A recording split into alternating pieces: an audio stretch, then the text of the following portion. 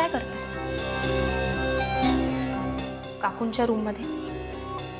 वहिनी आहेत का ते पाहायला आले होते. हो. मग कपाटातून पैसे का घेतलेत? काय म्हणायचंय तुला? मी त्यांच्या कपाटातून पैसे चोरले? हा, मी असं म्हणाले?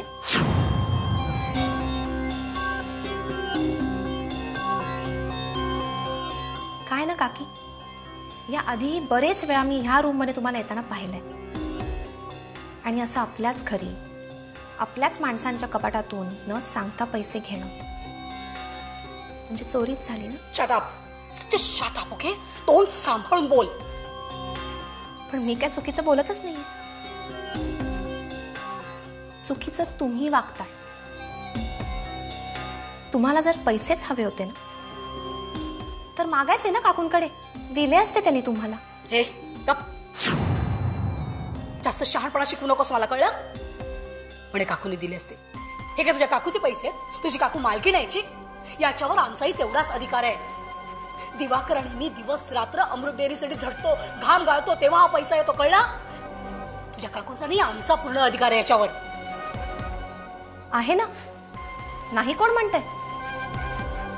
पण मग हक्काचे पैसे असे गुपचूप शिरून चोरी करण्याची तुम्हाला काहीच गरज नाहीये. तुम्ही मागितले असते तर काकूने दिले असते तुम्हाला. हे गप, पुरे झालं तुझं काकू काकू. कोण आहे तुझी काकू? मालकीण आहे? हा, 4 पैसे कमवायची अक्कल आहे का तुझ्या काकूकडे? नुसत्या किल्ल्या हातात आलं म्हणजे कोणी मालकीण होत नाही. मी मान्य करते की काकूंनी कधी पैसे कमवले नाहीत, पण मान आणि विश्वास कमवला, आणि तोही मानचा, जो तुम्ही कधीच कमवू शकला. आणि म्हणूनच माननी या घराची सगळी जबाबदारी कायदेशीररित्या काकूंच्या हातात दिली. Shut up. खालची 1.5 तंबीची पोर तू मला कायद्याची भाषा शिकवतेस? मला? हो, शिकवते. आणि जर वेळ आली ना तर कायद्याचा बडगा युगाराला कमी करणार नाही. नाही, 1.5 दमडीची कालची पोर असेल मी. वागण्याचं ताळतंत्र मी सोडलेलं नाहीये तुमच्यासारखं. काकी, यू बेटर बिहेव युअरसेल्फ, नाही तर परिणाम खूप वाईट होते.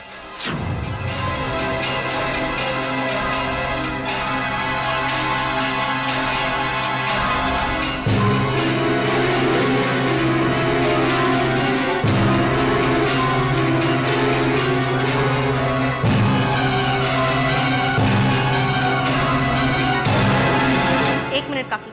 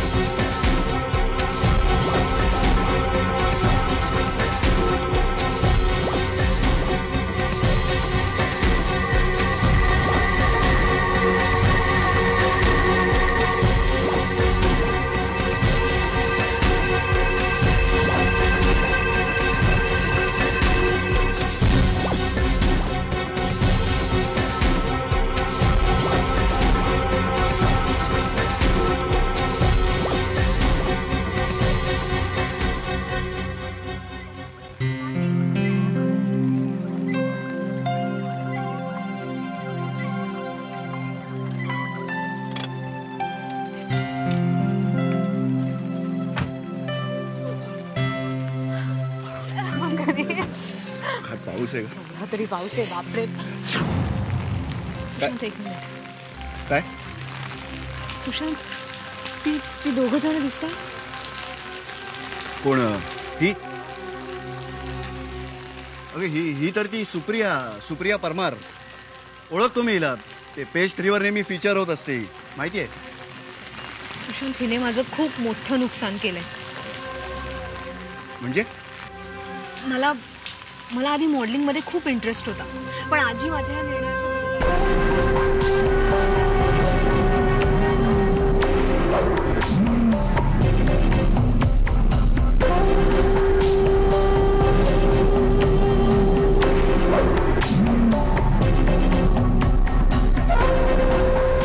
काय सांगतेस काय तू विनी? हो सुशांत, आजीला पाहिलं आणि मला सगळं काही आठवलं. पैसे गेल्याचं दुःख नव्हतं म्हणून. What I lost was my confidence. चल आपण तिला विचारूया. नको, कशाला, जाऊन दे ना आता. अगं जाऊ दे नाही काय विनी, हे अशामुळे या लोकांचं फावतं. तू पकड.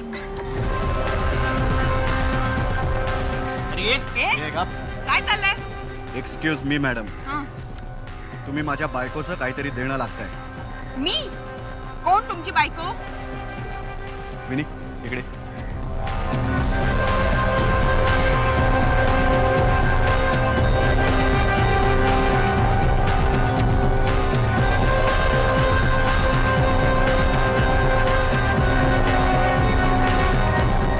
मी हिला ओळखतही नाही.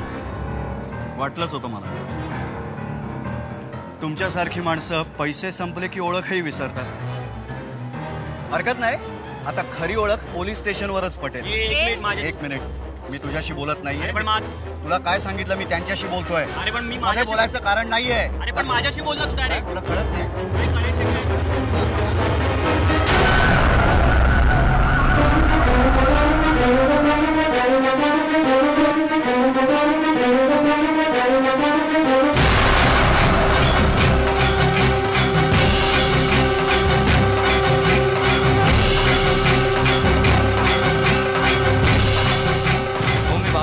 आणि कळवतो तुम्हाला. हो, मला संध्याकाळपर्यंत वेळ तर द्या, मी कळवतो तुम्हाला. ओके. हा काय? आपल्या बँक मॅनेजरचा फोन आला होता. आपली एक एलसी लॅब झाली. कुठली एलसी?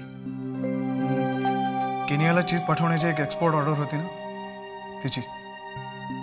मी बँक मॅनेजरला विचारलं सुद्धा की हो असं कसं होईल, तर तू उलट मला शिकवायला लागला एलसीचा अर्थ वगैरे. मला सांग, एक्सपोर्ट ऑर्डर वेळेवर गेली होती का? हा, म्हणजे शिपमेंटला एक दिवस उशीर झाला होता, पण एकच दिवस. हा, अरे पण बाहेर आता म्हणतायत की ते शिपमेंट घेणारच नाहीत म्हणून, आणि इकडे बँक म्हणते की एलसी लॅब झाली. म्हणजे दोन्हीकडनं आपलंच नुकसान ना. पण शिपमेंट एक दिवस उशिरा का गेली? एक्सपोर्ट मटेरियल तर तयार होतं. हा, म्हणजे पॅकिंगला वेळ लागला. राकेश, एक्सपोर्ट इन्चार्ज म्हणून ही जबाबदारी तुझी आहे. शिपमेंट एक दिवस उशिरा गेलं, त्यामुळे बँकने लेटर ऑफ क्रेडिट कॅन्सल केलं. हे सगळं नुकसान कुणामुळे झालंय? तूच विचार कर जरा. आणि पॅकिंग वेळेवर झालं नाही असे फालतू एक्सक्युजेस देऊ नकोस प्लीज. अच्छा अच्छा अच्छा अच्छा, म्हणजे तुला आता असं म्हणायचंय की ही सगळी चूक माझी आहे, माझी एकट्याची. हा, आणि हे सगळं सांगणारा तू कोण आहेस रे? हे बघ, मला वाद नकोय. प्रोडक्शन इन्चार्ज म्हणून मी तुला सांगतोय की एक्सपोर्ट मटेरियल 1 महिन्यापासून इन्स्पेक्शन होऊन तयार. आता एक्सपोर्ट इन्चार्ज म्हणजे तू. एक्सपोर्ट इन्चार्ज म्हणून तुझी जबाबदारी आहे की सर्व एक्सपोर्ट मटेरियल पॅक करून घेणं, सर्व फॉर्मॅलिटीज कंप्लीट करणं आणि शिपमेंट वेळच्या वेळी क्लायंटकडे पोहोचवणं. हे सगळं वेळच्या वेळी झालं ना, तरच बँक एलसी किंवा लेटर ऑफ क्रेडिटची जबाबदारी घेते.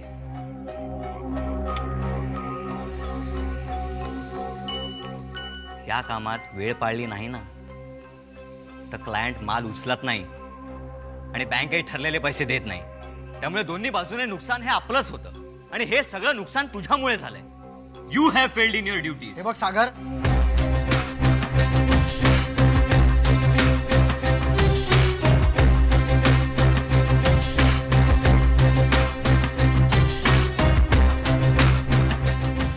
आता तुला जे काय एक्सप्लेनेशन द्यायचं आहे ते तू बोर्ड ऑफ डिरेक्टर्स समोर दे.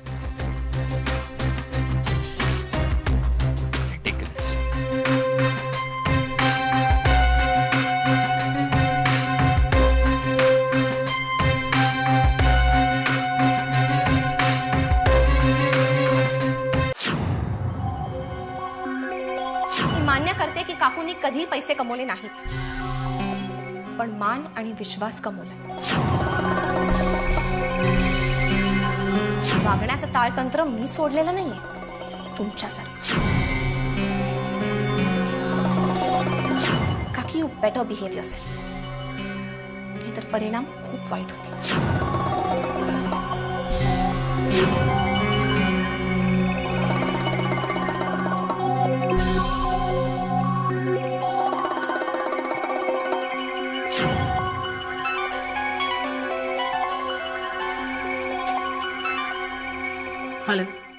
मेघना, हॅपी बर्थडे. रोमा बोलतीये. Roma, thank you so much. It's my birthday ना. काय ग, अगं स्वतःचा बर्थडे विसरली होतीस की काय? अगं हो, म्हणजे खरंच विसरले होते. अलीकडे ना रोमा आमच्या घरात इतकं काही चाललंय आणि दिवाकर पण नाहीये तिकडे, त्यामुळे खरंच विसरली मी. अगं तू विसरलीस तरी आम्ही विसरणार नाही. अगं कालच सगळ्या जणी क्लब मध्ये भेटल्या होत्या आणि सगळ्या तुझ्या इन्व्हिटेशनची वाट बघतायत. दरवर्षीप्रमाणे या वर्षी सुद्धा तू आम्हाला एखाद्या 5 स्टार हॉटेलमध्ये पार्टी देशील आणि आम्ही तुला एक ग्रँड गिफ्ट देऊ. यू नो मेघना, तुझ्या पार्टीज नेहमी एक्साइटिंग असतात. हो ग, पण नो पण बेन काहीही चालणार नाही. तुझ्या वतीने मी ग्रँड रॉयलच्या चायनीज रेस्टॉरंट मध्ये बुकिंग केलेलं आहे आणि आज संध्याकाळी आपण सगळ्या जणी हॉटेलमध्ये भेटत आहोत. ओके, चल संध्याकाळी भेटूया. बाय. रोमा, हॅलो.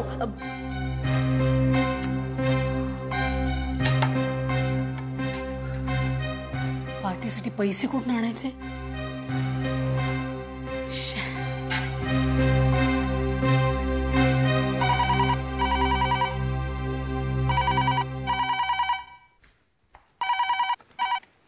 हॅलो सागर, आनंद बोलतोय. आनंद बोल, तू कसा आहेस? कसं चाललंय काम अमृत स्वीट्सचं? मी बरा आहे. अमृत स्वीट्सही छान चालू आहे. तुझ्याकडे एक काम होतं म्हणून फोन केलाय. हां बोल ना. अरे मला भरसावळे भेटले होते. सागर, ते म्हणत होते राकेश सध्या खूपच अनकोऑपरेटिव्हली बिहेव करतोय ऑफिसमध्ये. कुठच्याही फाईलवर सह्या करत नाहीये. क्वचित मीटिंग्स किंवा फोन कॉल सुद्धा अटेंड करतो. आणि ह्या सगळ्यामुळे सगळ्यांची पंचायत होते रे.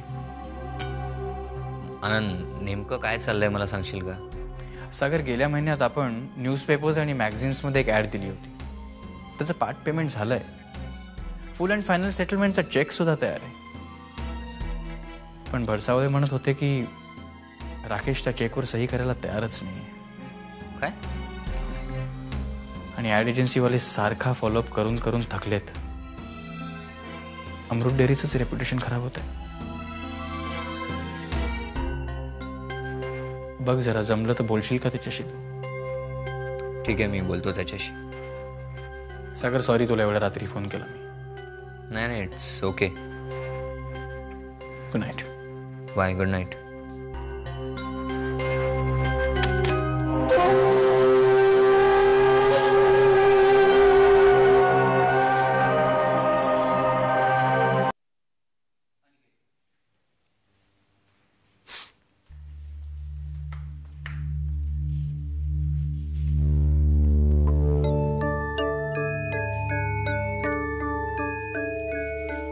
राकेश, जरा बोलायचं होतं तुझ्याशी. बोल.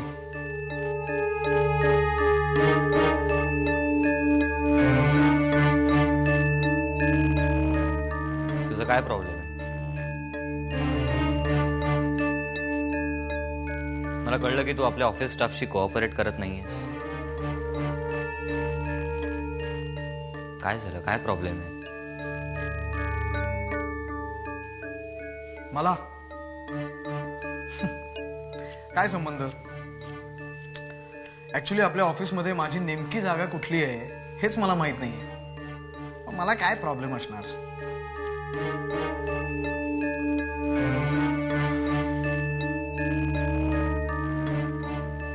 ऑफिस मधली तुझी जागा तुला माहित नाहीये?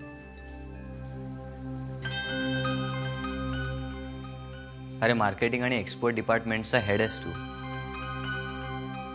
या डिपार्टमेंटचे सगळे अधिकार तुझ्याकडे आहेत. You know it. हो,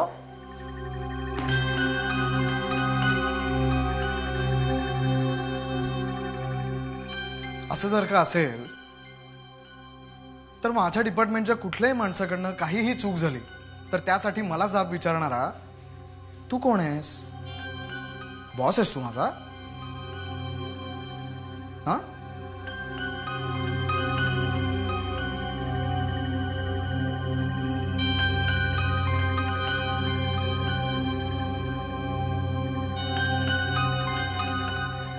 नाही बॉस नाही.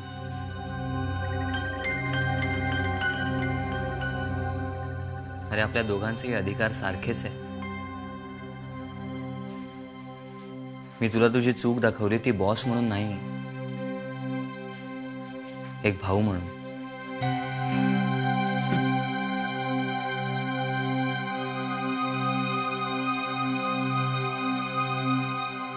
आणि ते तुला मान्य नसेल तर एक कलिग म्हणून समज. ते काहीही असेल पण तू माझा अपमान केलायस and you have to say sorry to me. अपमान?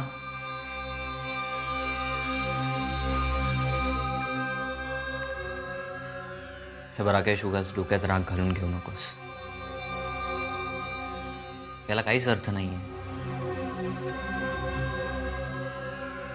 मी तुझी चूक दाखवून दिली याचा अर्थ असा नाही की मला तुझा अपमान करायचा होता. खरंच माझं असं काहीच इंटेन्शन नव्हतं. राकेश, हे उगाच अडून बसू नकोस. मी अडून बसत नाहीये, मी फक्त माझा स्वाभिमान जपतोय. याला स्वाभिमान नाही म्हणत, याला अहंकार म्हणतात.